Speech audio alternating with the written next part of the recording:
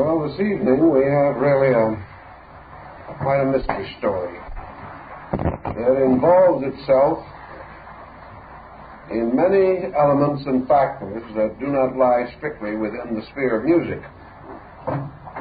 But in order to give the story somewhat basic orientation, I think we'll begin on the campus of the University of Ingolstadt, Bavaria, about the year 1770. Many things can start on college campuses, and in a time of great political and social unrest, perhaps young people starting out in life have the clearest and most immediate recognition of the kind of a world into which they're going to be forced by circumstances to live and make their ways.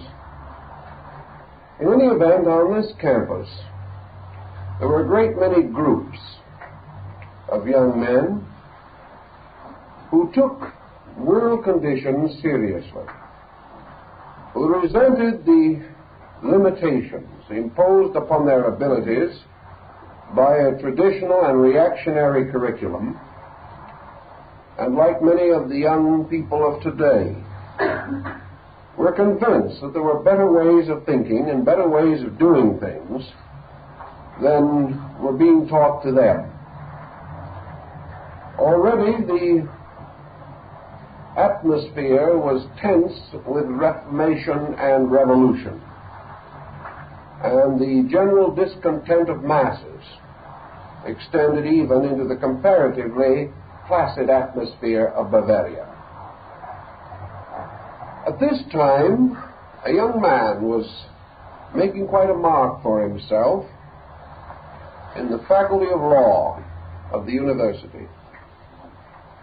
When only 27 years of age, he was made Dean of the Faculty of Law, itself a peculiar and remarkable indication of his own internal abilities.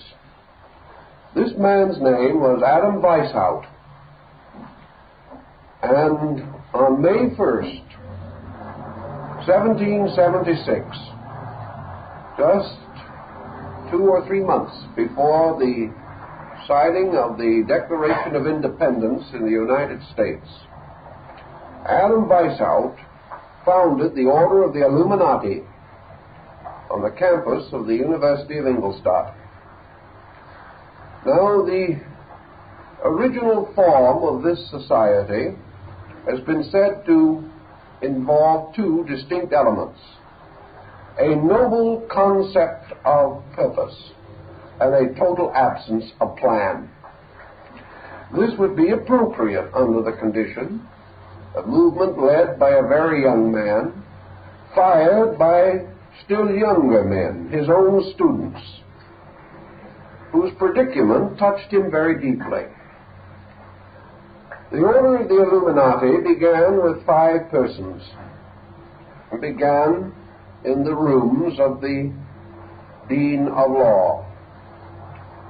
Fortunately, it did not remain there very long, for early in its development, Weishaupt came in contact with 2 very important men, Dr. Bode and Baron von Knegel. These 2 powerful intellectuals, leaders in their own worlds, fired with the concept behind this movement through their personal weight and their personal influence, and with a result that was to be quite outstanding and unprecedented. The study of the Illuminist order in its brief history, for it only survived a very few years, tells us that while numerically its membership was never large, the quality of that membership was reminiscent of the Almanach de Gotha. Practically every important man in the progressive motion of European life, including a number of princes and rulers, were members of this fraternity. One of the earliest actions decided upon by Weishaupt was the tremendous necessity for the maintenance of complete secrecy. At that time, Ingolstadt was a nominal Jesuit college, and for many years to come, the struggle between the church and the liberals was to be heated and constant. And so the Illuminati devised an ingenious scheme. They took a map of Europe and they divided it according to a map of the ancient world, restoring in different places the names of then forgotten or at least long dead empires and kingdoms. They then divided their own members, assigning to each one a classical name by which it would be almost impossible to identify them. And they wrote their own sort of private historical geography of world situations. For our present purpose, it is important to note that in their new geography, the Illuminati assigned the name Egypt to Austria, and that from that time on, in all of their official documents, references to Egypt were references to Austria. The purposes behind the motion of the Illuminati were several. First and perhaps foremost, the advancement of the right of the human being to think.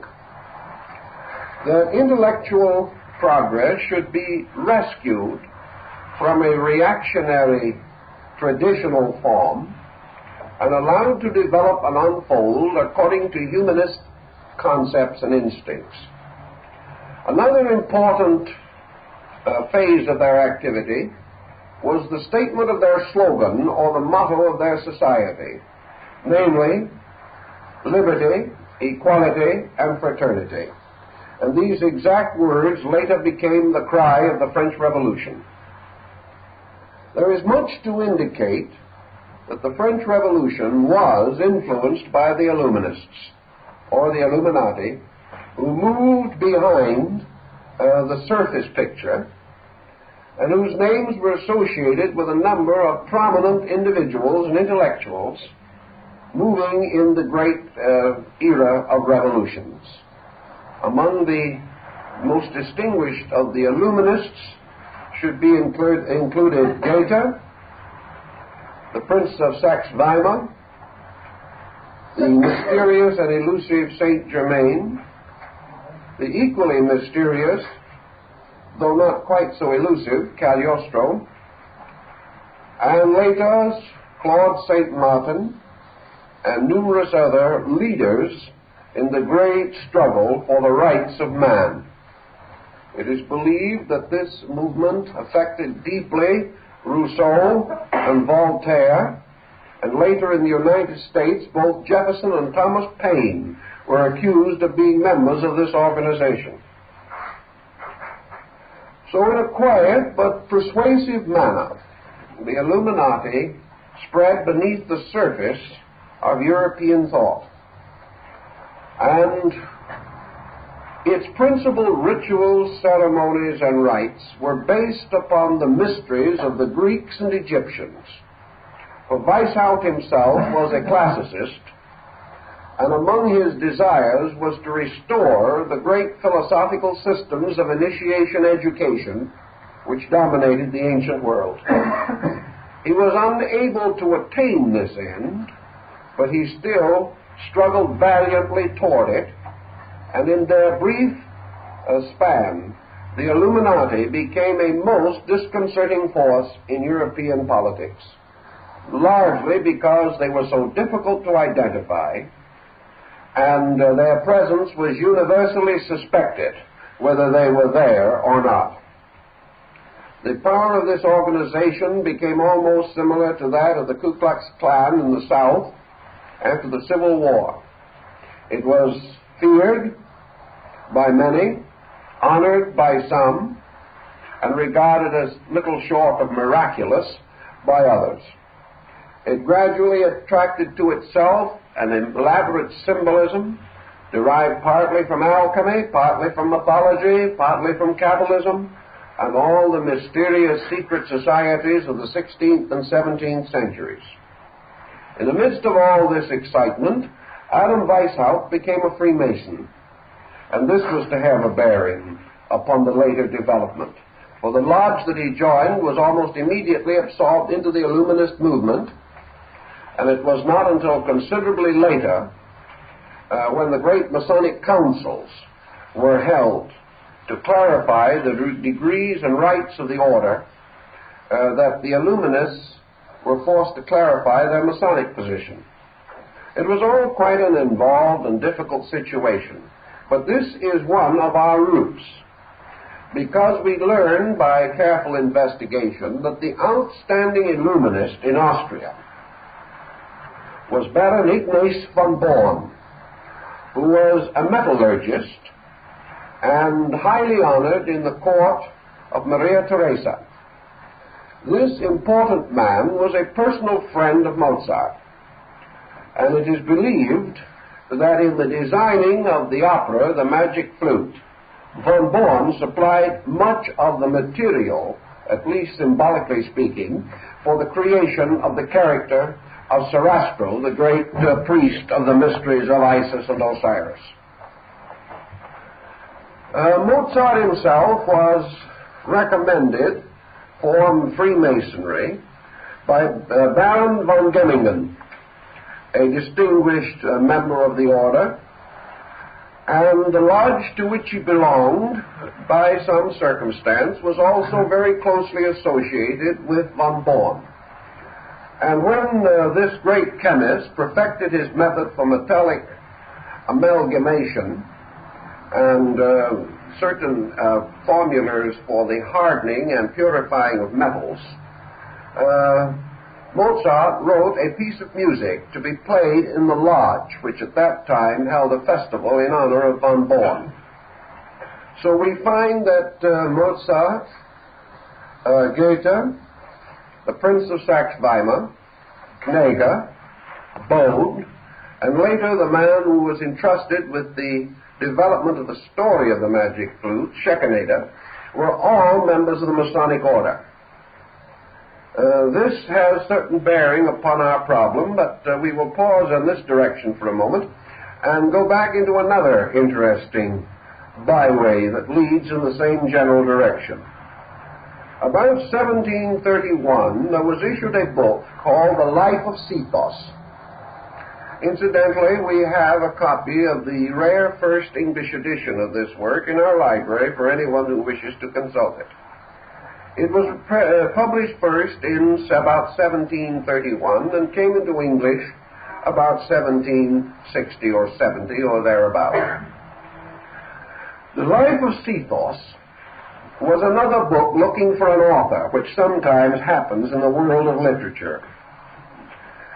Many suspects were advanced, but no one was ever finally decided as the guilty for the perpetration of this volume.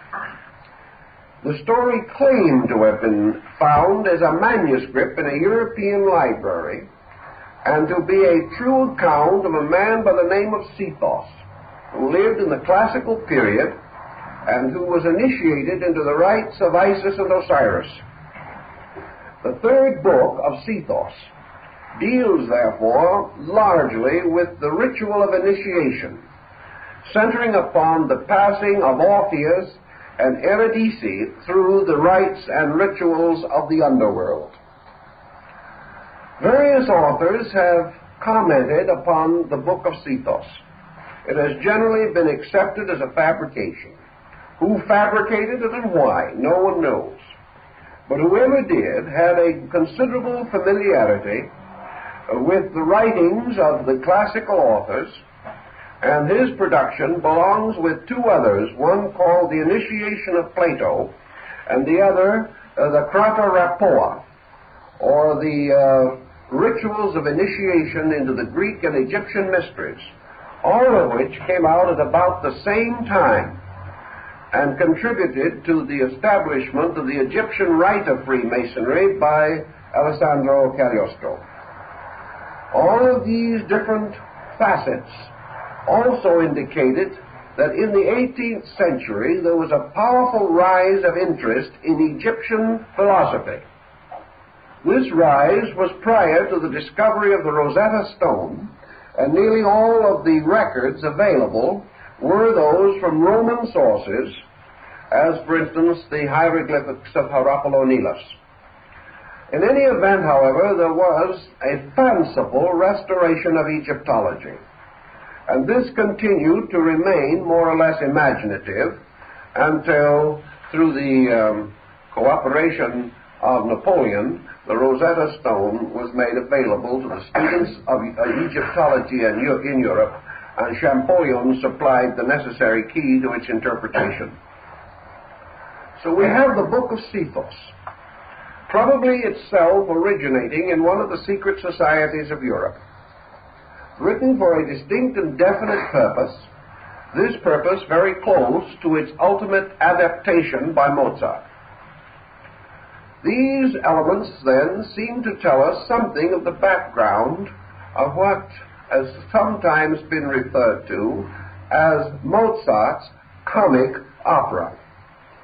This is a bit of an exaggeration, for there is nothing really less comic than the concept or the purpose behind it. I think we also have to bear in mind just a little something about Mozart himself. We know him as a musician. We know him as a man struggling for years against poverty. We know him as a genius and an artist and then practically an infant prodigy. But perhaps what we do not know about him was his fiery patriotism. He was a man moved from within himself by exactly the type of motivation that inspired Weishaupt in the founding of the Illuminist movement. It has never been possible to prove by documentation that Mozart belonged to this order, but certainly his sympathies were strongly with it. He was a patriot.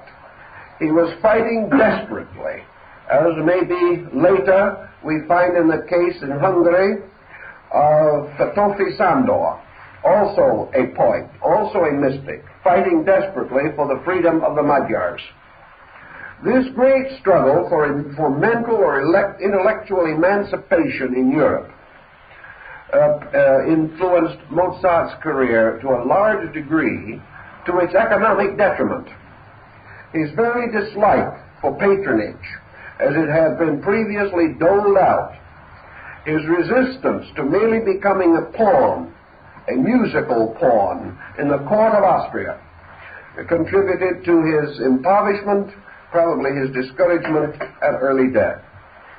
But we know Mozart was a person of great humanitarian convictions, and perhaps in the story of the Magic Flute, he has summarized or brought together the choicest of his reflections, and with the assistance of those who cooperated to make the project possible, he was able to fit together a very convincing and very wonderful allegory. It is also noted in the libretto of the Magic Flute that while mysteries, symbols, and even occasional Masonic emblems appear and are used, there is not one single line of the opera that can be considered in any way an expose of Masonry. Evidently, Mozart, being himself under the obligations of the craft, was exceedingly careful and conscientious in producing a fantasy that was essentially Masonic and yet without any direct bearing which might be regarded as an expose of Masonry. Now, the interpreters of the story have a variety of possible selections upon which to base the purpose of the opera itself. Perhaps it would be well, therefore, to point out that at that time, Masonic lodges in Austria were having a rather bad period. Maria Theresa was violently opposed to the order, but her son Joseph II was himself a Mason. And this brought the controversy directly into the royal household. Maria Theresa is known on one occasion to have visited a Masonic lodge and attempted to break it up by introducing troops, soldiers, detectives, and other personnel from the state. At that particular time, her own son was in lodge with the brethren and had to depart hastily through a back window. All of this might indicate that situations were a bit tense at that time. In fact, after the comparatively liberal reign of Joseph, the Austrian Masonry may be said to have almost completely vanished. And for nearly a century, there was no Masonic activities under the Black Eagle of the Habsburgs. So the situation of Masonry was precarious, and Masonry at that time was being tied very closely to the revolutionary spirit rising in Europe, and associated very closely with the determination to improve educational opportunities for the people and to advance democracy and what Paine and Rousseau so aptly refer to as the rights of man. This situation is more or less involved in Mozart's personal life and considerably involved in the story of the Magic Flute. We know that this also was not Mozart's only Masonic contributions. He prepared short pieces of music based even upon the themes of Masonic ritual. These were played by the lodge, and the lodge to which he belonged paid his widow a small amount of money for the rights to his Masonic music after his death. This small amount of money, relatively nothing, constituted the major part of his estate. For even to this day, the grave of Mozart is unknown because he was buried in Potter's Field. The mourners were so few that even the spot remained unidentified, and his wife was traveling in a distant region at the time. So Mozart, as far as his own physical life is concerned, lived a very difficult and sorrow-laden existence. But there was a tremendous spirit within the man, which was revealed not only through his music, but through his humanitarian instincts and ideals. So now perhaps we have laid some foundation for a more careful examination of the story itself. The story of the Magic Flute is a comparatively simple one, but it has a number of interesting minor involvements. In the first place, it deals with a romantic fairy tale situation, derived in part from the mythology of the ancients, especially the abduction of Proserpine by Hades, which of course ties it directly to the Eleusinian mysteries of the Greeks. In this story, as it is presented in the opera, a handsome young man, the eternal hero of the world, Prince Tamino, wanders mysteriously and strangely into the domains of the Queen of the Night. Now, the Queen of the Night rules over a fanciful world, and in this world, which is much of the world of Grimm and Andersen, many strange and miraculous things can happen. And while Prince Tamino is wandering in this region, he is attacked by a great serpent. This great serpent pursues him, and as the young prince is unarmed, he finds grave difficulty in escaping, and gives up all hope that his life will be spared, when three mysterious maidens, called genii, appear, armed with spears with silver points. These slay the serpent, even while the prince himself lies unconscious from exhaustion on the ground. When he awakens from his exhaustion and from the abject fear into which the experience has precipitated him, the young prince looks up to find himself confronted by a most extraordinary creature. This creature gives the rough impression of being human. But actually, the parts of his body are covered with bird feathers. And he jumps around and makes strange sounds and noises and seems quite the clown and quite the eccentric. He is Papageno, a mysterious being who is more or less of a fool and a buffoon. Papageno is always boastful, however, and under a little pressure admits that he is the one who slew the snake and saved the young prince. About this time, the three genii, or maidens with their silver-tipped spears, appear, tell the truth, and punish Papageno by placing upon his lips a padlock, so that he may not speak from that time on, so that for some time he wanders about, grunting and puffing against the padlock, but unable to make any particularly articulate sounds. The three maidens, or the three genii, then tell the young Prince Tamino that they belong to the suite of the Queen of the Night, that she knows that he has wandered into her region, and that she desires to speak to him and know him because she has a very definite and particular errand which she would like to have him perform. In due course, the young prince discovers what this errand is. It seems that the daughter of the Queen of the Night has been strangely and mysteriously abducted by a mysterious person named Sarastro, who was Grand Master of the mysteries of Isis and Osiris. Now, of course, the Queen of the Night wishes her daughter, Pamina, to be restored to her. And so she supplies the young prince with certain things necessary to accomplish the rescuing of this fair maiden. Among other things, because he does not know the region, nor is he capable of coping with the enchantments of Sarastro, she gives him a magic flute with 7 openings on which strange and wonderful melodies can be played.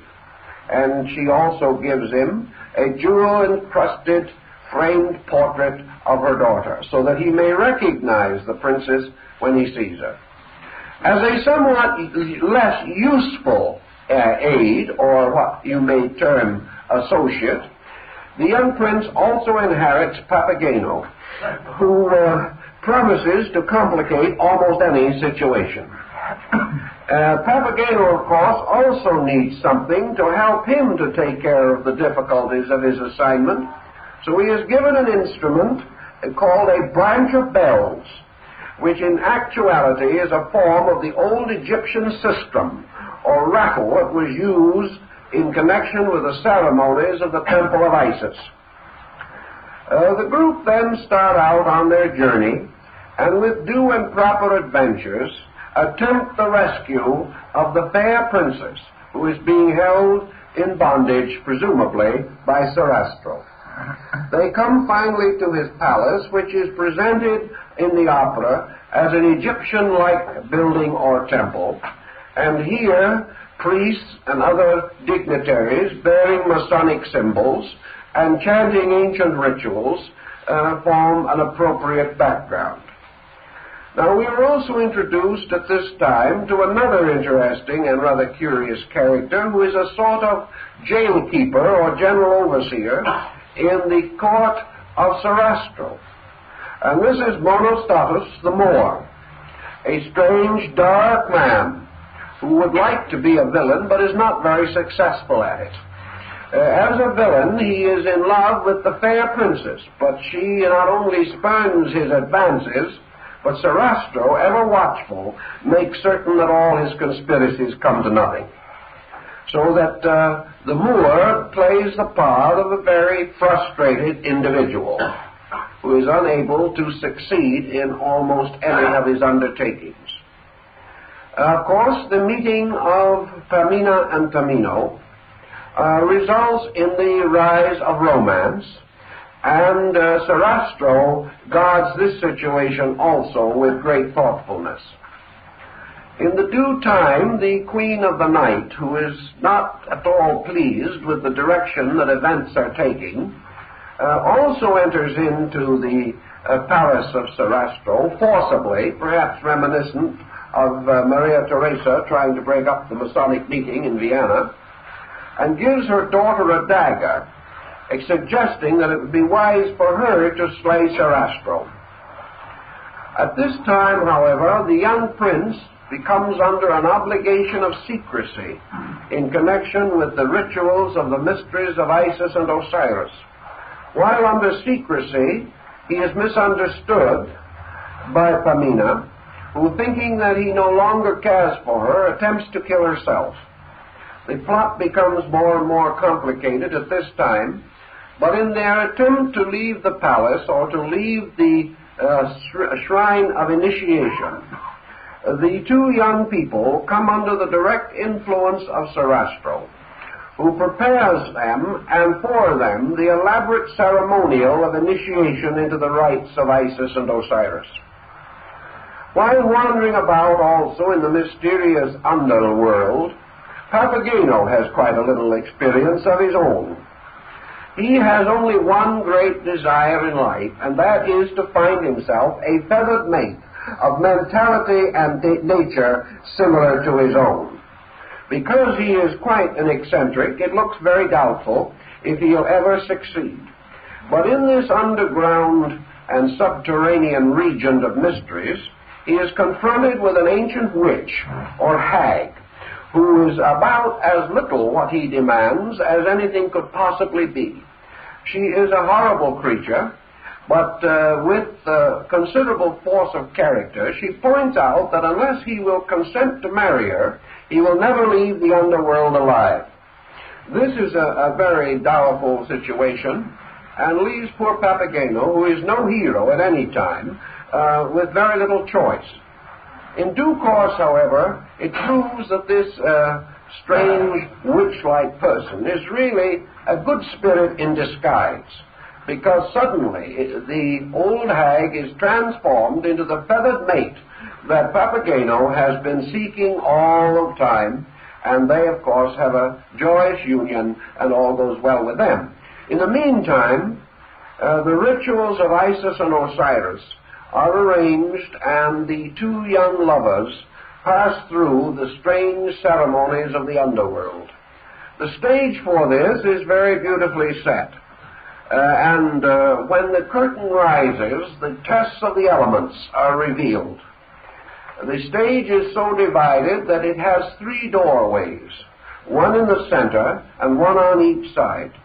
The side doors are grated, covered with bars, and behind the one on one side is seen flames rising and smoke and combustion, whereas on the other side, behind the door, is seen streams of water, like a great waterfall flowing from an unknown source.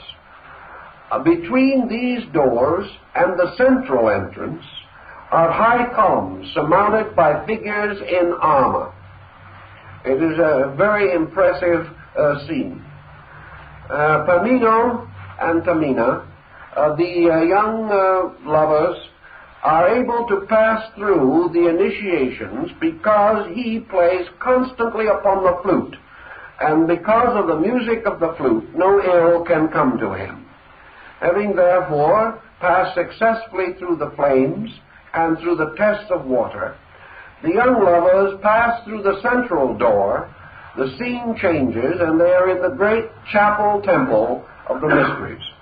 Here presided over by Sarastro in his flowing robes, bearing a scepter, surmounted by an effulgent and radiant sun globe, and surrounded by his priests, musicians, and retinue.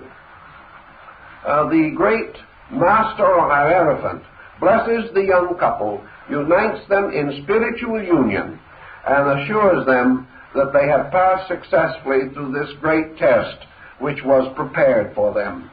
Everything ends in a note of heroic victory and in a musical situation which suggests great elevation and spiritual accomplishment and consciousness.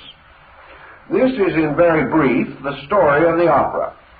And it is upon this foundation that the various critics have attempted to explain it, interpret it, and discover its inner meaning. At least 5 different systems have been applied to the interpretation of the Magic Flute. These cover almost every phase of contemporary life and philosophical abstraction. First of all, it has been assumed, for example, that the Queen of the Night represented definitely Maria Theresa. This concept is extended also into other phases. The young prince, Tamino, is believed to be Joseph II, who was in favor of and a protector of Masonry in Austria. By this same concept, Pamina is the Austrian people whose salvation and redemption the young prince is determined to advance.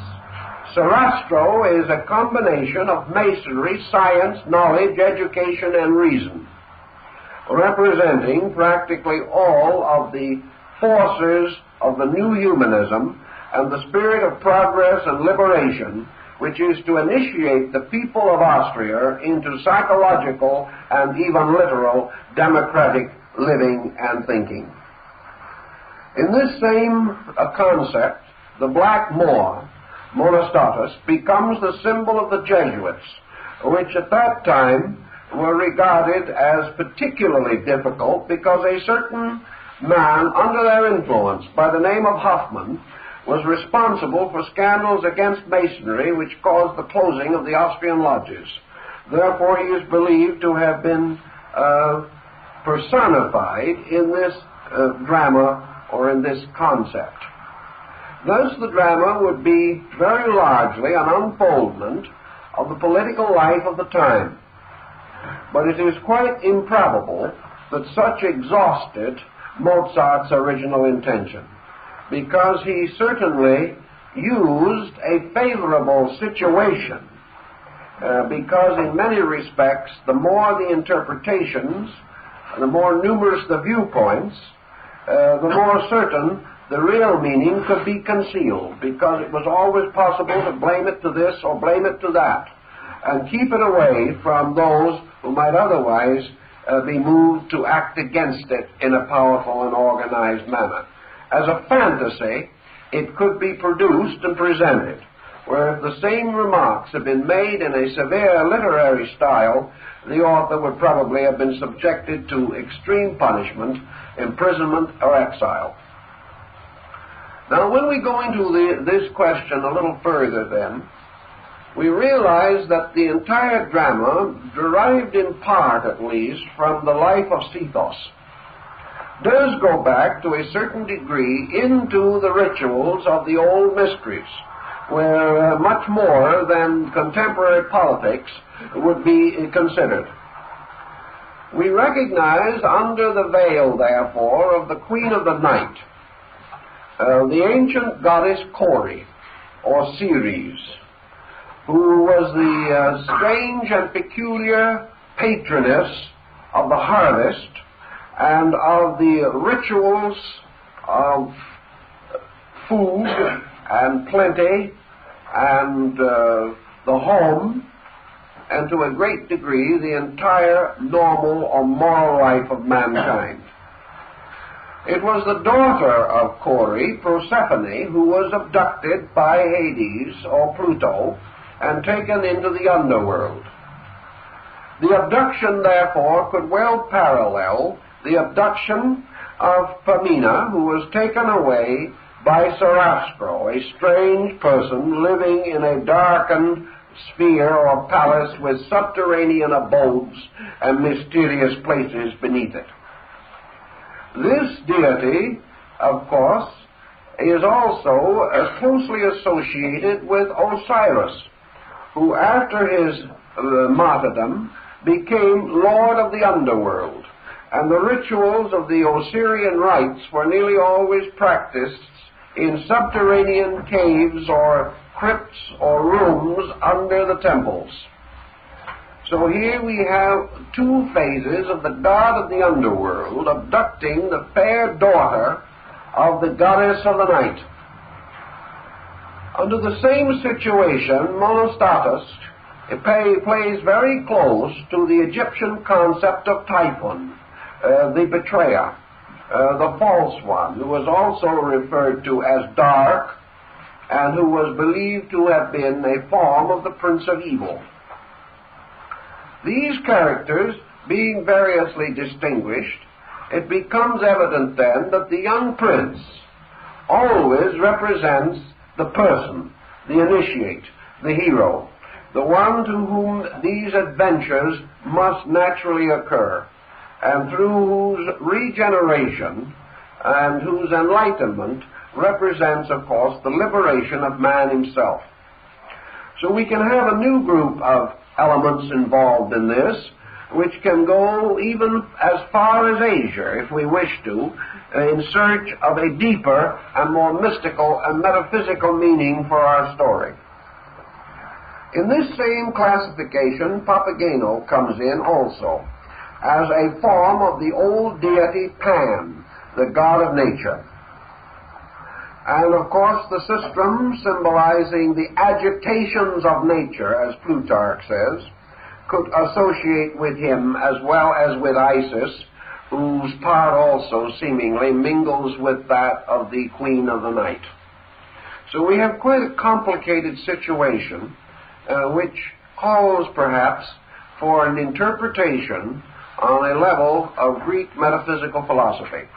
This is perfectly reasonable, inasmuch as it was dominating the Illuminists of the time, particularly von Born, who was brought in consultation on the development of the opera, and quite possibly was very close to the soul of Mozart himself.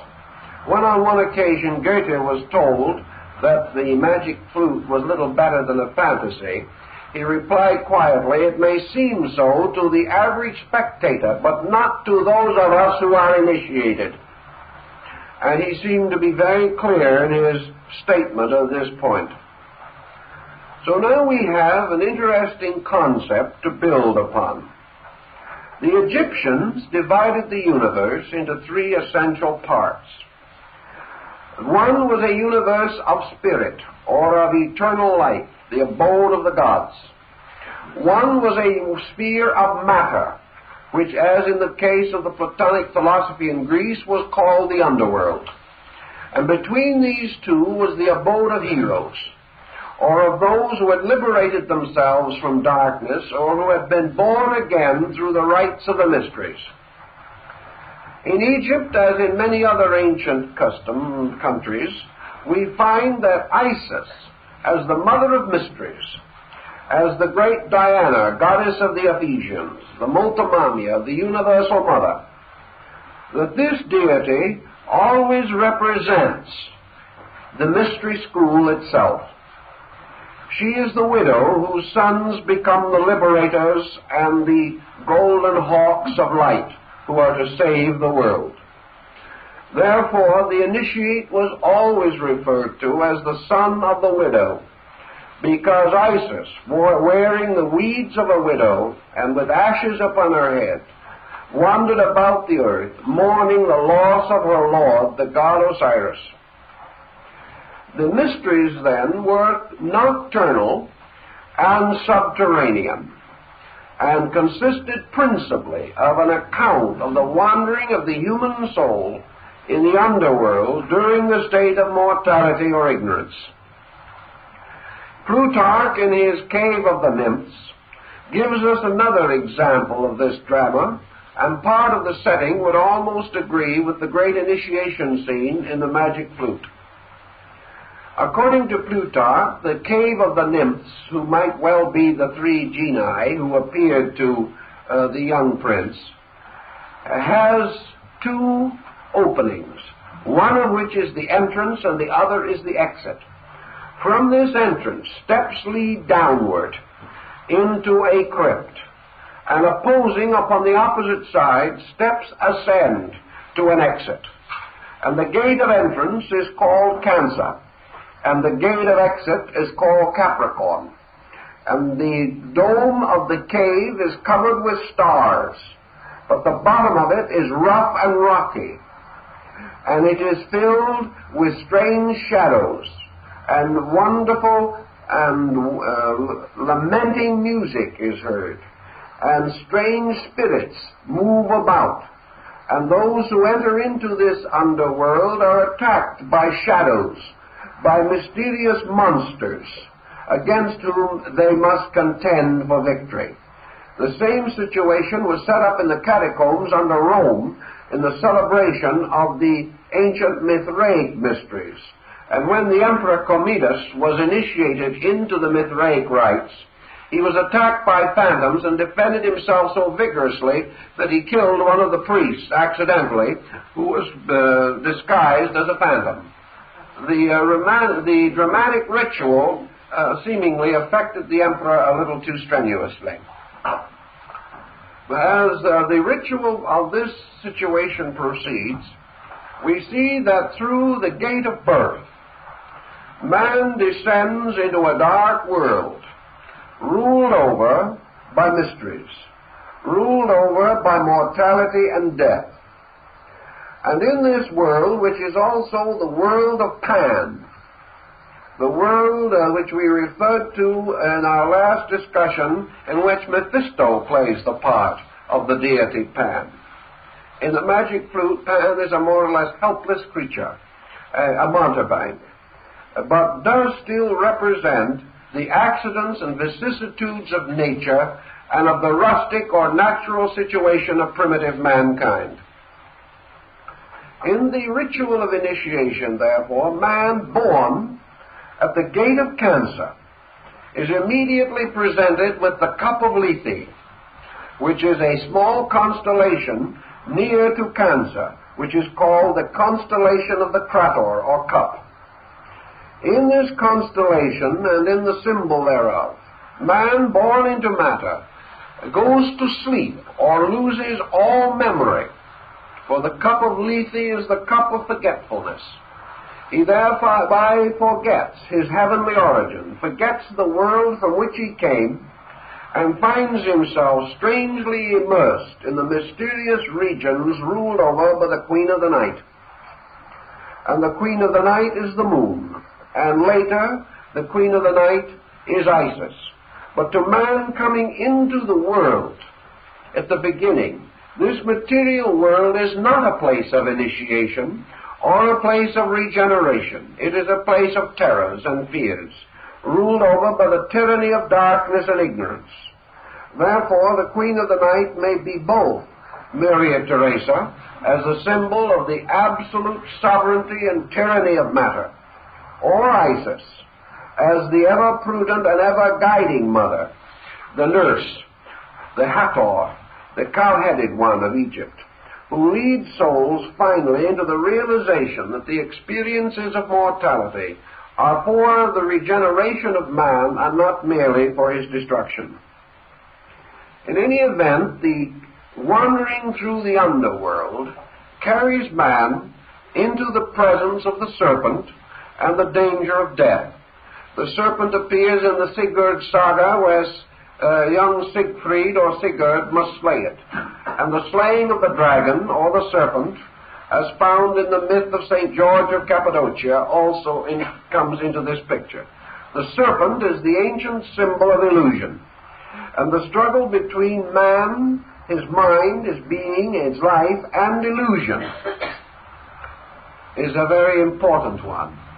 Even in the time of the rise of the French mysteries during the period of Cagliostro and Saint-Germain, it was pointed out that man possesses within himself a mysterious agency, which is called the astral light. The astral light is the substance from which the magic garden of Klingsor was composed in the opera of Parsifal. And the 19th century French transcendentalist, Eliphas Levi, refers to the astral light as a mysterious world of beauty and flowers, beautiful blossoms, radiant and inspiring, and around the stem of each flower twisted a poisonous serpent. It's quite a dramatic, symbolic picture. But the world of the astral light is simply the sphere of human imagination, uncontrolled and undirected by reason. It is man subject constantly to the delusions of his own emotions and thinking.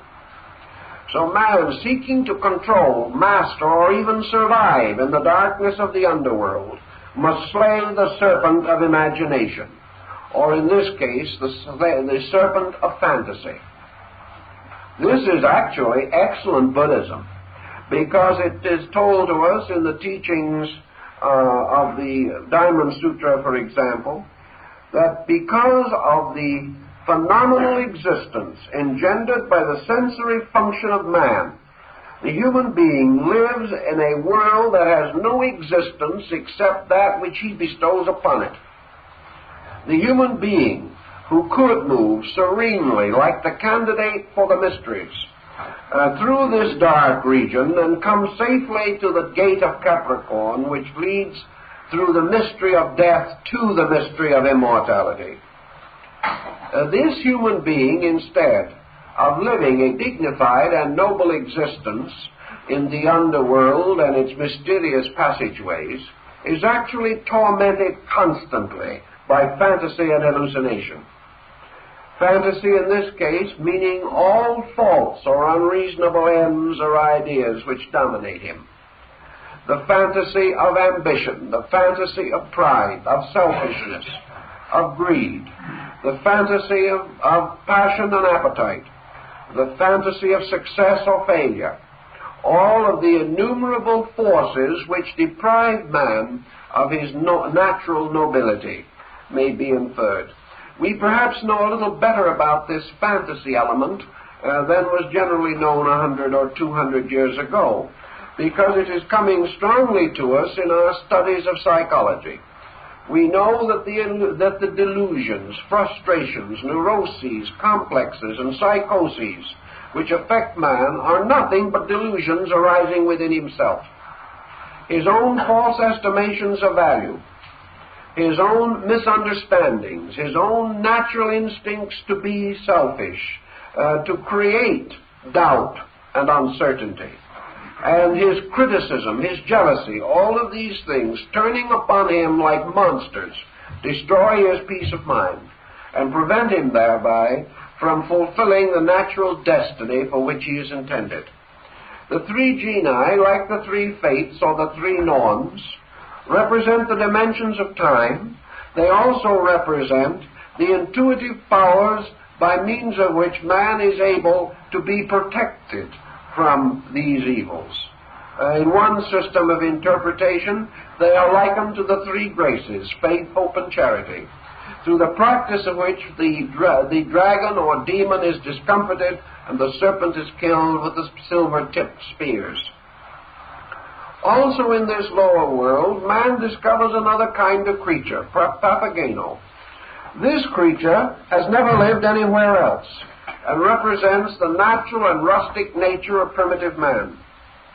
Here the truth seeker discovers, for example, that the world around him is filled with people who do not particularly wish to know anything, not interested in seeking truth, but interested only in finding a mate like themselves and settling down and living out their lives.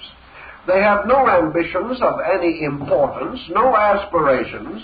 They do not know how to tell the truth, and in order to control them at all, a padlock must be placed upon their lips. They represent a primitive type of materiality, which also is to be found lurking in this subterranean world. And this materiality divides itself in the nature of man. For as Goethe says in his Faust, there are two souls within man. One to the heaven aspires, and the other in the earth aspires. And many people, many interpreters, have held that Papageno represents the lower octave of the hero himself, representing compromise, comfort, and all these things which would lure the individual away from great and noble purpose. Another interpretation, of course, is that Papageno simply represents the physical body, which never knows what anything is about, babbles constantly, and is constantly pressing forward for the fulfillment of its physical creature comforts and its biological urges. This body cannot and must not be acknowledged as a leader. And yet, in some mysterious way, it must be present, because without the fool, the hero cannot undertake his journey. And the body thereby becomes this nominal hindrance, this capering feathered thing, which contributes very little, but does make an occasional, fairly valid contribution to the general situation. If we consider, therefore, that Papageno represents simply matter, either in the physical life of man, in the materialism of the human mind, or in the rustic materialism of human society, we probably will not be too far from the facts of the matter. The body, seeking only peace, comfort, and security, is not heroic, but may be forced to an occasional exhibition of heroism by the hero self that lives within it. Thus, the young prince, wandering around in search of his mission, is presented with the next important concept, which we find in metaphysics. Isis, Cori, Ceres, the great Diana of the Ephesians, and many other of these deities, actually embody or personify or represent in the mystery systems the world soul, or the great psychic nature, which lies in the root substance or archetypal measure of things. According to the Greek mythology, the great gods, the spiritual beings, the unmoved movers of all things, cause to emanate from themselves that which is called the self-moving. And the self-moving is the psychic field, or the median distance in man's nature, which we call today the soul. The soul in nature, according to Pythagoras, is its animating part. Therefore, it is the anima, or the psychic energy sphere, from which all of man's sensory and even his intuitive faculties are supported and sustained. Modern psychology would define the soul principally as mind and emotion. The ancients, however, would have had a slightly different concept. They did not consider the mind as part of the soul, essentially. They considered the intellectual principle as a separate spiritual element in nature. But they did count that part of man which is essentially religious, the emotion of devotion, of love, of piety. These things pertain to the soul, which Pythagoras represented by an 8-faced symmetrical solid, because he said that the soul had 8 attributes, of which the lowest, or 8th, was the attribute of generation. If, therefore, the world soul, the psychic field, which is the soul of deity, would be regarded as Isis, or as the queen of the night, then the human soul would be her daughter, apart from this universal soul. The attainment of the various cathartic disciplines, the relaxation of man's pressures, the overcoming of selfishness and personal intensities, and the cultivation of the noble and serene life of wisdom. These things cause a separation between the soul and the body, by which the soul is permitted to be clarified, to become the ruler of the body or the master of it, and is given dominion over the corporeal nature and its limitations. Thus it is said that by death, the body is violently separated from the soul, but by initiation into the mysteries, the soul is gently separated from the body. And the difference becomes essentially part of the old rituals. If then we consider the hero to be the spirit purpose, the will of man, resolved to rescue his own soul from its subterranean abode, we can see why, entering into the regions of Sarastro, that the drama should be concluded by what appears to be an irrelevant ceremony. In the original form of the story, there seems no reason why the rescuing of Pamina should result in a ritual of initiation. It is not particularly indicated as necessary.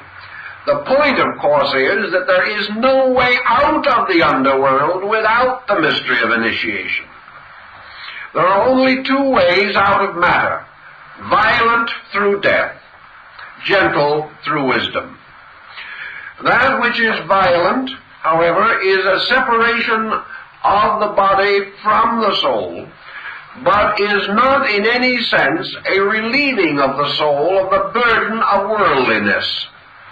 Death takes man out of the world, but initiation takes worldliness out of the man, and these two are vastly different things.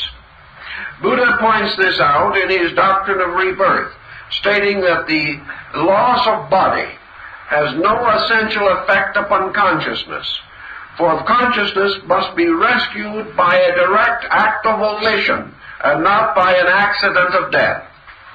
In other words, death is the common accident of man, but immortality is attained only by a purposeful intent and is never attained accidentally.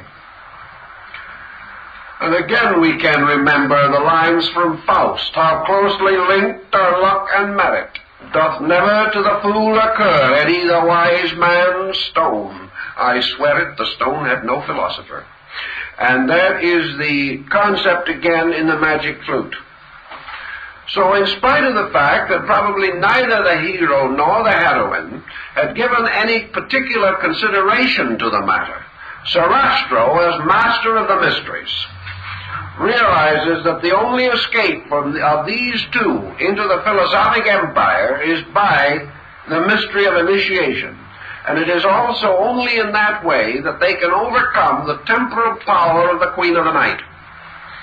And the Queen of the Night, to the very end, seeks to frustrate this end, because representing mortality, she also presents her demands, and her demands are that man shall leave this world only by death, indicated by the presentation of the dagger.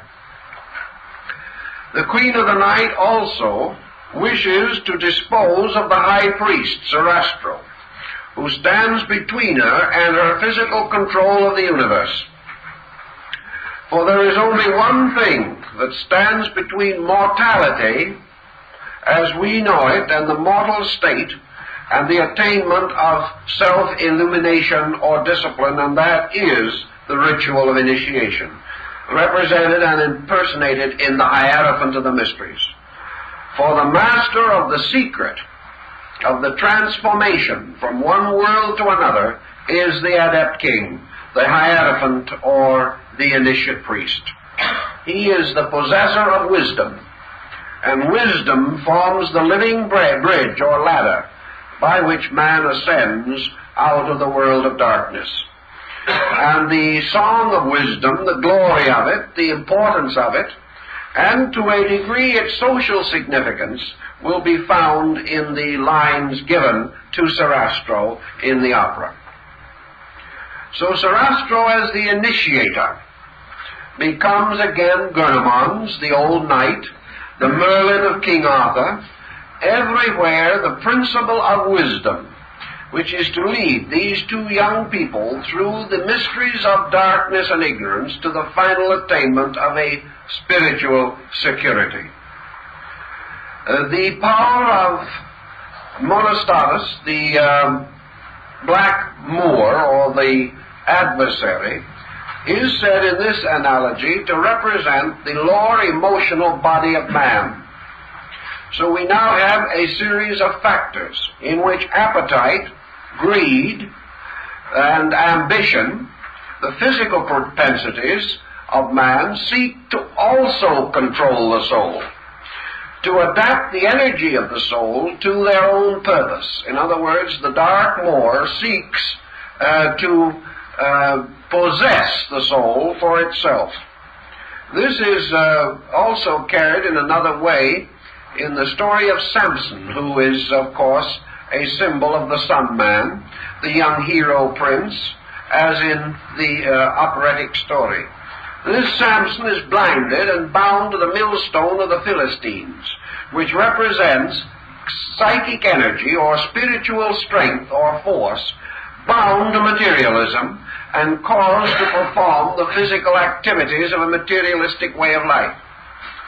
Therefore, whenever we speak of ambition, whenever we speak of schemes, stratagems, conspiracies, and spoils, whenever we think of men who, like Cassius, have the lean and hungry look, we are recognizing the perversion of soul power in which the psychic strength of human nature has been caused to enter a state of bondage with the lower emotional nature, so that the psychic powers of man are used to injure man, hurt man, or destroy man through selfishness. The soul, thus bound to the lower world, would be said to be captured by the Black Moor. However, Sarastro, wisdom, will not let this take place. And whenever the Moor thinks he has accomplished his end, Sarastro, or true wisdom, works a conspiracy which frustrates it.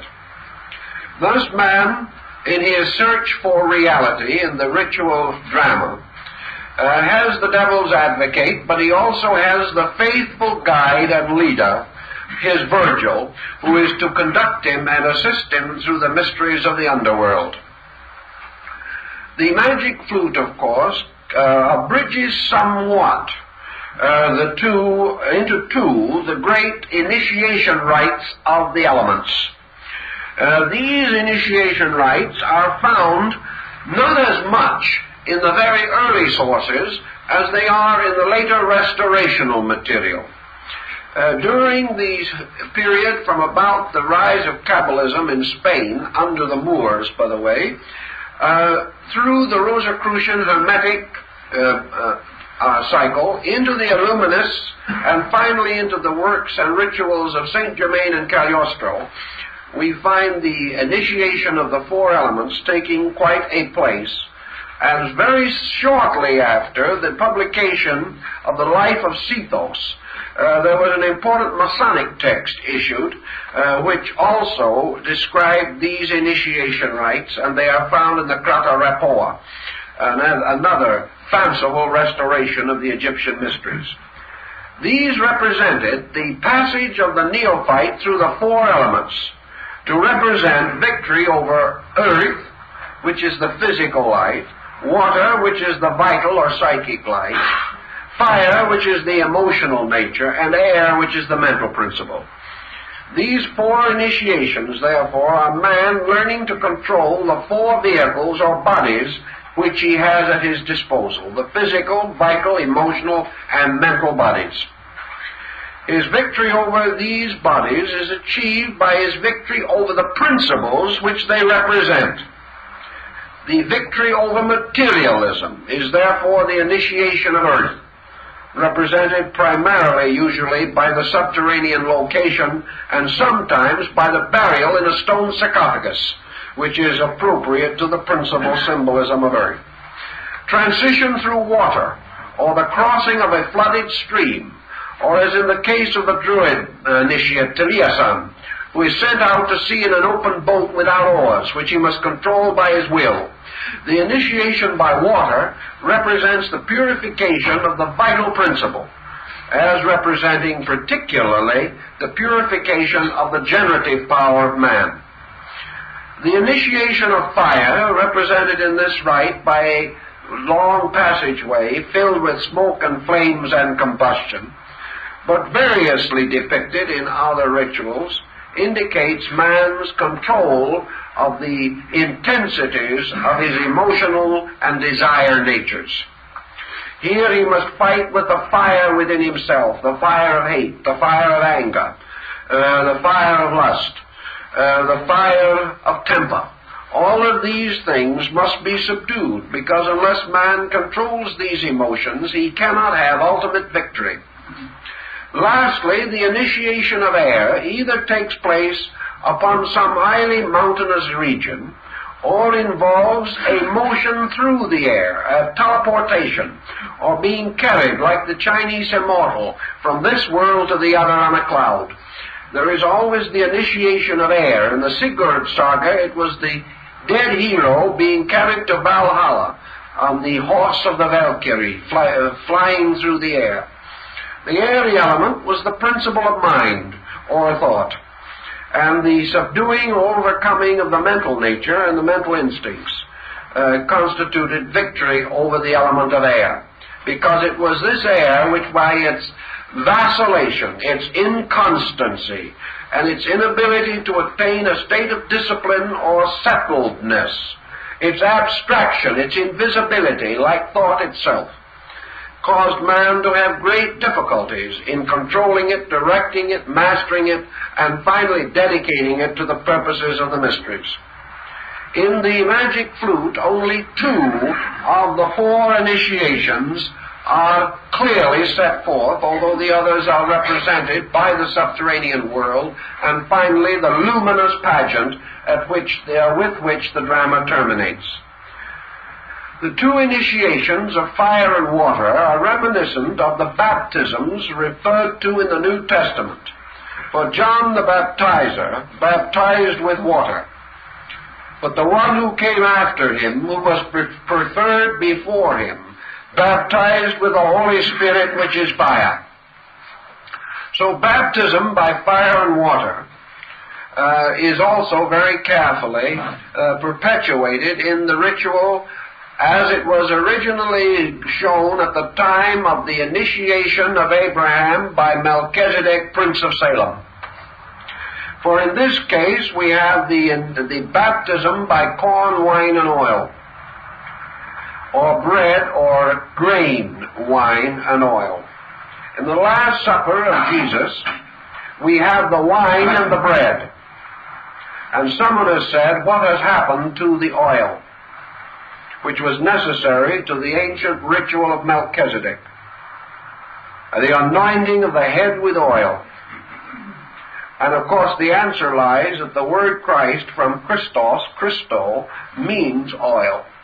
Therefore Christ himself was the oil, and he also completed the sacrament with the bread and wine and restored or restated the sacrament of Melchizedek. So the initiation in the 2 elements as represented in the opera represent purification by fire and water. Purification by fire, the higher of the 2 rites, represented the purification of the soul or psychic nature, and by water the purification of the body or the material nature. Water was the symbol of cleanliness, the cleanness of both the body, the soul, and all of its attributes. By fire we have the initiation of inspiration, or the individual cleansing and purifying the higher or spiritual parts of his own nature. So body was purified by water, soul was purified by fire. That is why in the legends of both the Sigurd saga and the Arthurian epic, we have the sword representing will or spirit, which is tempered upon the anvil and is made to be true steel by passing through the mystery of fire. Fire, therefore, tempers the sword of will and gives it the strength or the keenness for the labors for which it is intended. Having successfully passed through the ordeals of fire and water, the young couple, now representing the amalgam of spirit and soul, or of the higher and lower psychic natures, or the androgyne anima animus within man, are then led together into the presence of the great court of the priest of Osiris. In this situation also we have had an experience of changing worlds. For in passing into the great throne room, or the wonderful place of the mysteries, the candidate has ascended the sacred spiral staircase, the staircase of evolution with its 3, 5, and 7 steps, and has come finally to the gate of the celestial splendors. He has therefore passed through the gate of Capricorn, which was to the ancients the gate of death. But his death has been symbolical rather than literal, because in the initiation ritual of all peoples, the higher degrees always parallel and correspond to the mortuary rites. It is that the individual is dying to an old life, or to an old way of life. His rebirth is the symbol of the resurrection of consciousness from body. It is the restoration of the glory of the soul. It is the soul that has now achieved conscious freedom from the enmeshments of the body. And in the alchemical mysteries, this is represented by Christ rolling away the stone of the tomb and rising, bearing in his hands the symbol of the elixir of life and the philosopher's stone. Thus the restoration, or the rolling away of the stone, is the spiritual life of man, and is the mystery of the second birth. This again parallels the Greek ritual, because when the initiate, having completed the higher degrees of the Eleusinian rite, came forth between the columns of the temple to receive the plaudits of the people, he was hailed as one who was dead and who has been reborn. Part of this ritual, incidentally, remains in the story of the prodigal son, which is another story of exactly the same principle. And when the prodigal son returns to his father's house, and the offerings and the feasts are prepared for him, the father says, "For my son who was dead is alive again." And yet the story does not imply physical death. It is a distinct statement of the mysteries. For that which descends into the flesh pots of Egypt and wastes its substance in riotous living is said to die. Therefore Plato points out that birth into materialism is death, and death from materialism into enlightenment is birth, and all of the other is of seeming, whereas this is of being, or of true reality. It was consequently customary in the Greek period and in the Egyptian period to refer to an initiate as one twice born, or thrice born. For man is first born from the womb of his mother, and is the second time born from the womb of the mysteries, or the alma mater, the mother of wisdom. And this thought, of course, is conveyed in the Hermetic tradition, where Hermes is referred to as the thrice-born one, or the thrice greatest, and in honor of that was given the title Trismegistus, meaning the thrice greatest, or the thrice-born one. So the young couple, representing the reborn spiritual life of man that has passed successfully through the testing of the initiations and rites, the couple is then brought into the presence of Sarastro, who, representing reason, illumination, knowledge, is also the personification of the secret doctrine itself. He bears in his hand a tall scepter-like staff, surmounted by a golden orb, and from this golden orb rays of light in the form of golden lines spread out and form a kind of nimbus. He is therefore a symbol of the spiritual sun, the same one that is described by Apuleius in his Metamorphosis, where he says he saw the sun shining at midnight in the ritual of the mysteries. The Sarastro, therefore, now becomes the symbol of the sun in the midst of the glorious universe of truth. His temple, his world, represents the new age, the coming world, the world of light, and also the restored kingdom of truth upon the earth. And it is to the Illuminists and some of this group that we are indebted for this very interesting and powerful concept.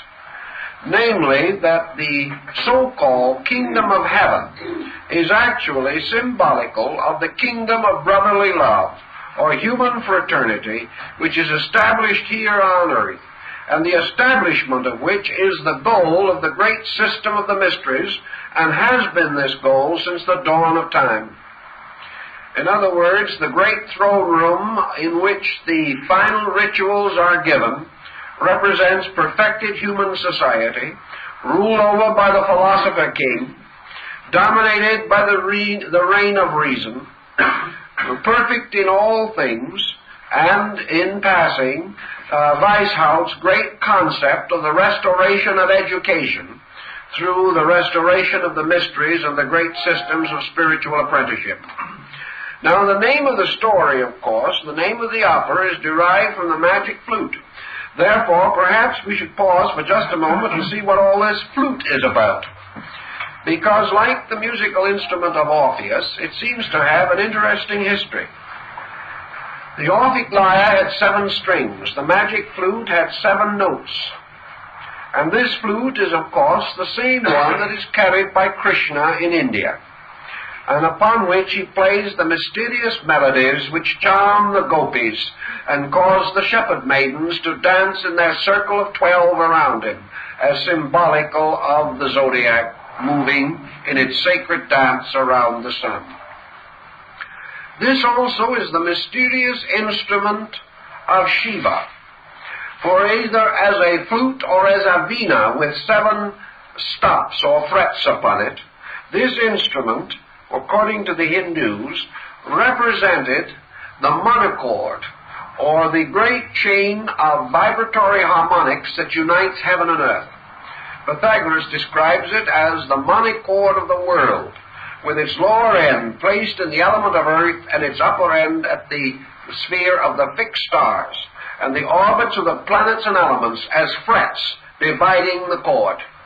So that from these divisions came the great harmonic and enharmonic intervals of music.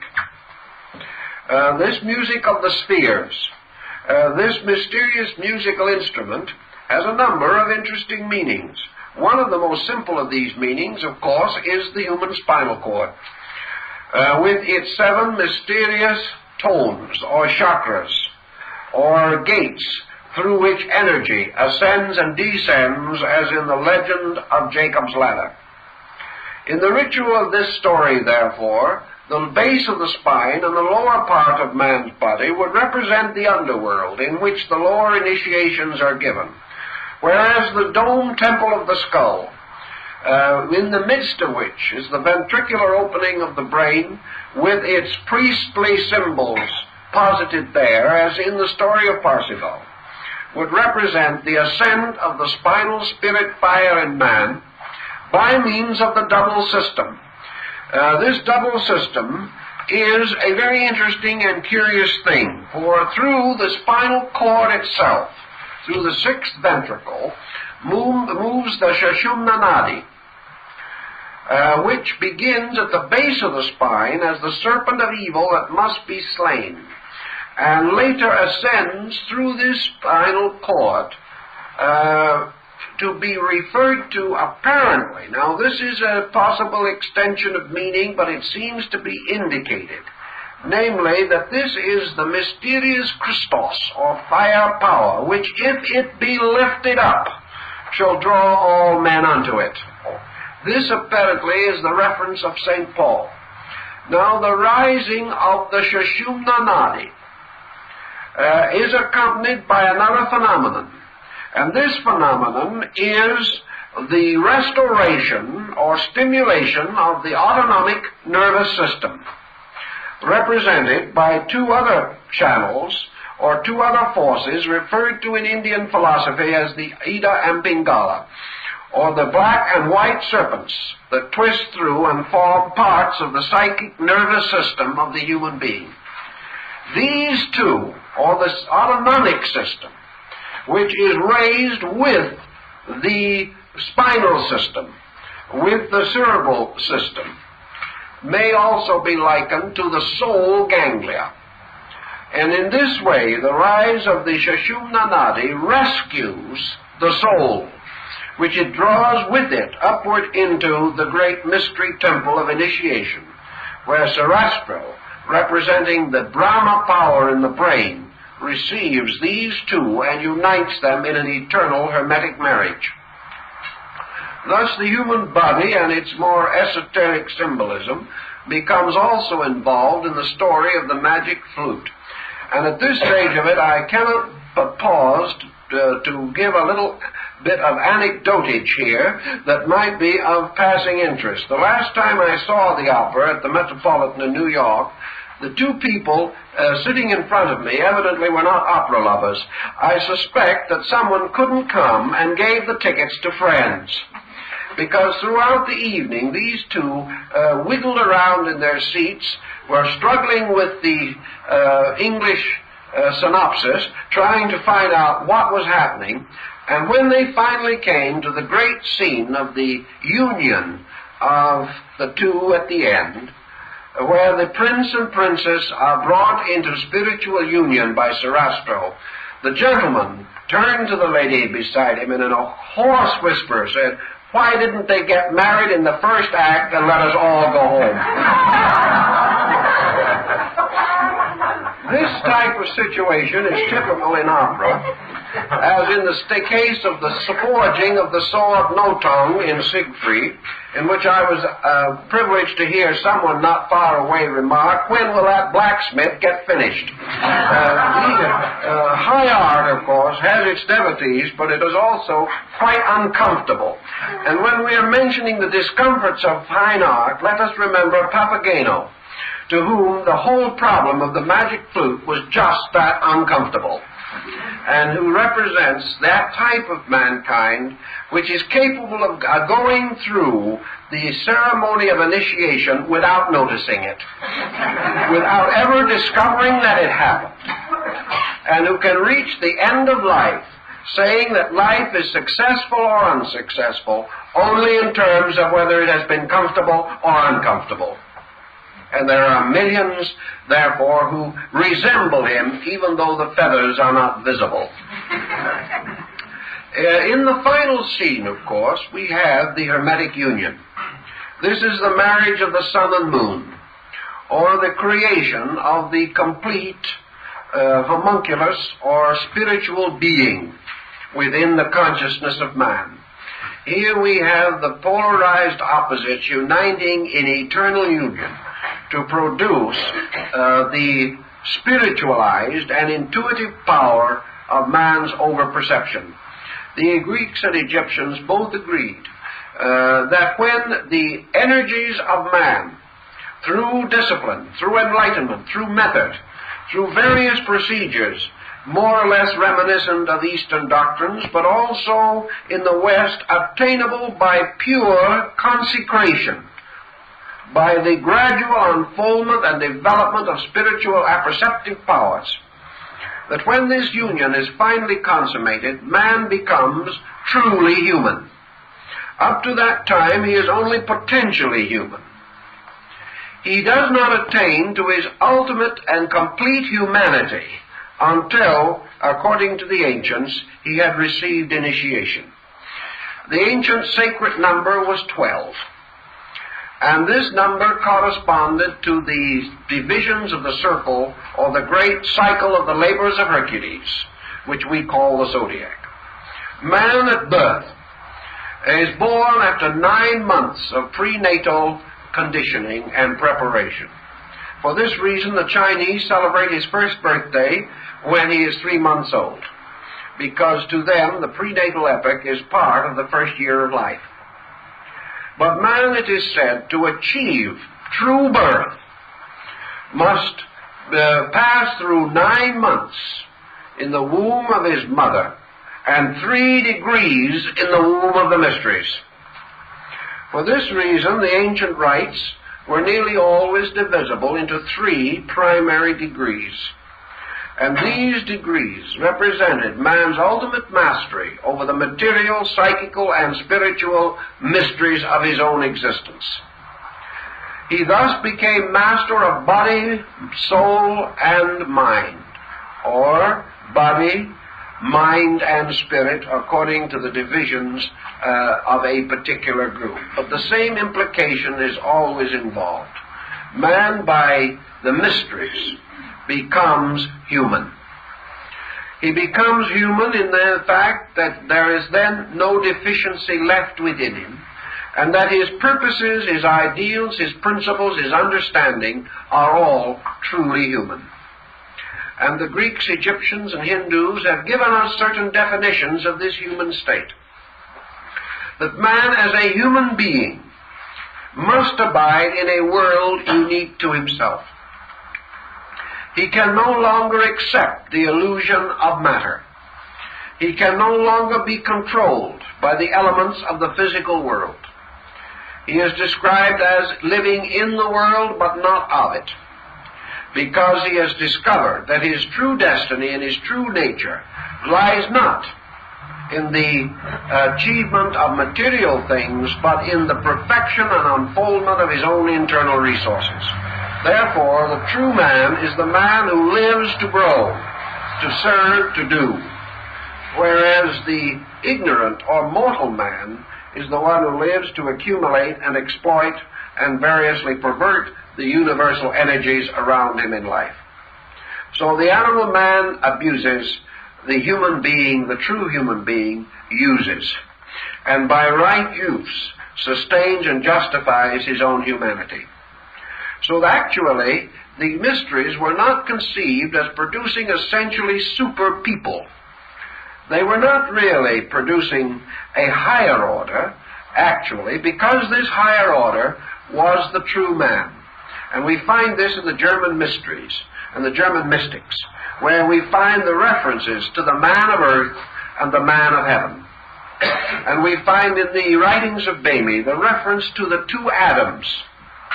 That Adam, which is the parent of our mortality, and the second Adam, which is the parent of our immortality. And these are called the light and dark Adams, and they occur again in the rituals of the Kabbalah.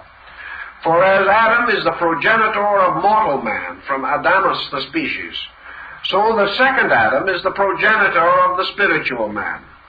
And the second Adam is the initiate adept.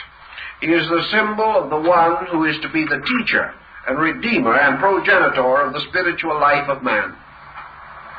These peoples, therefore, possessed what they believed and held to be certain secret arts and sciences, which were communicated by degrees only.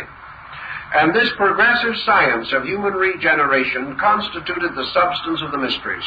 And it was this substance that Adam Weishaupt wished to restore at the basis of the educational system of Europe.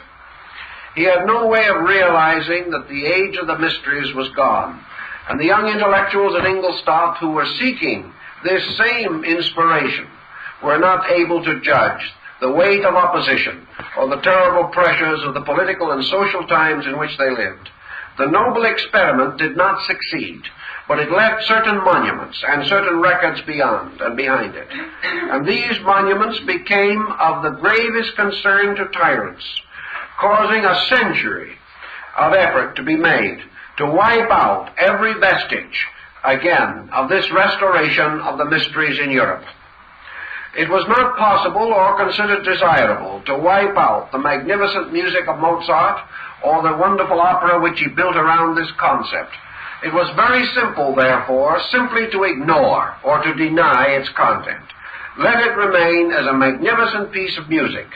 Let it remain as a fantasy, a wonderful tale drawn out of the Arabian Nights of the human mind, but not to remember or to recall that it was founded upon a great political experiment, and that Mozart himself was working for this very end, that man, humanity, the young prince and princess, should be led together to liberty, led to a better way of life, led to an opening of universal opportunity, and that ultimately the reign of wisdom would be established in the world. This was attempted in the French Revolution but failed. It was also attempted in the American Revolution, but the secret and priceless heritage of this experiment is still obscure, although we have constant evidence and consistent reminders that there was a purpose and a plan behind the formation of our Western way of life.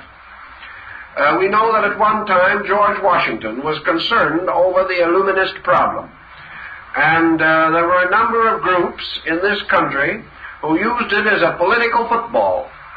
And during some of the early political campaigns involving John Adams and John Quincy Adams, it was rumored that the adversary was an Illuminist, and therefore should not be under any condition elected to office. There was a scandal that lasted for about 15 or 20 years and brought some of the strongest wits of the time into play. Gradually, however, the entire matter faded from public attention, and other purposes became more aggressively prominent.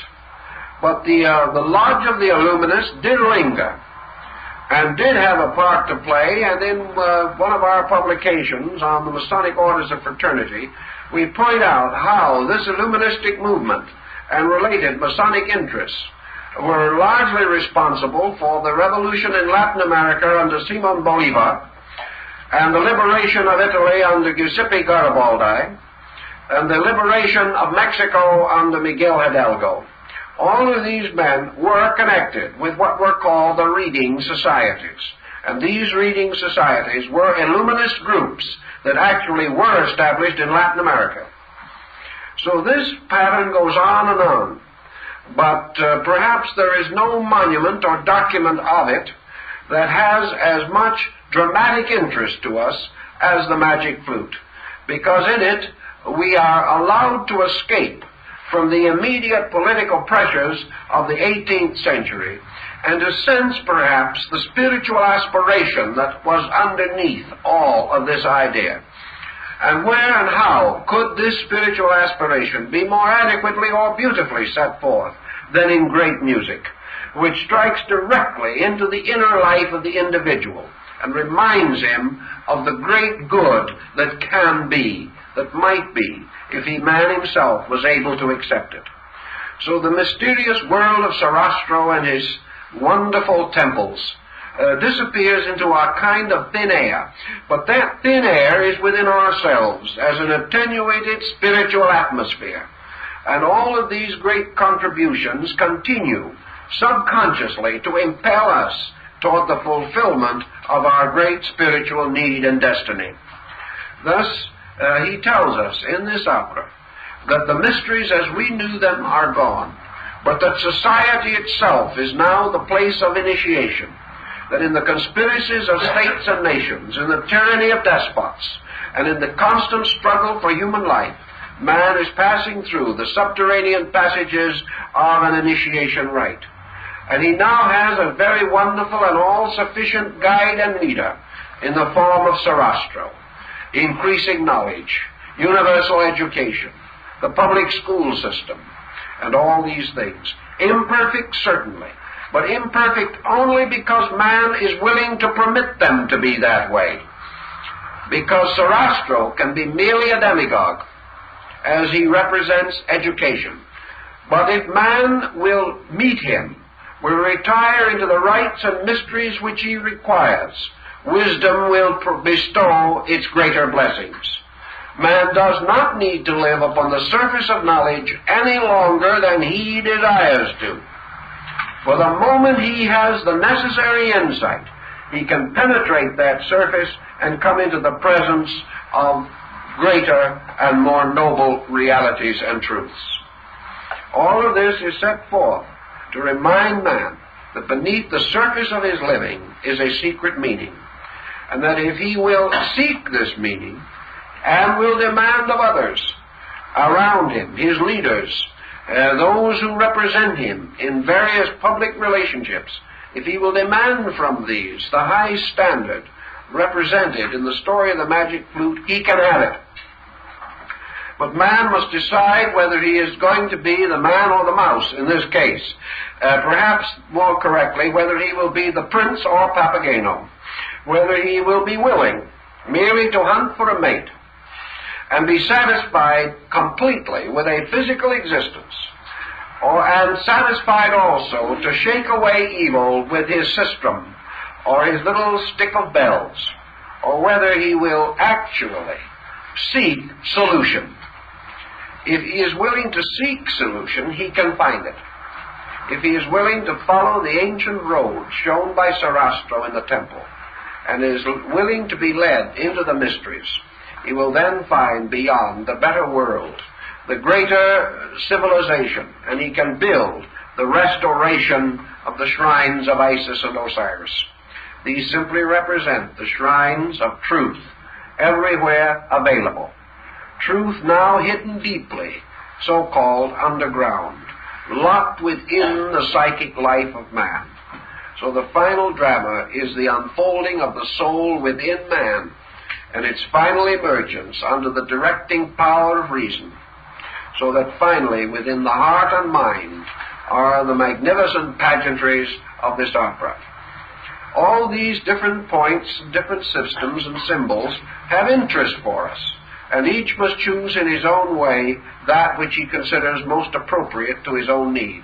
But one thing I think we can say beyond any question of doubt: this is not a comic opera, nor was it intended primarily to amuse.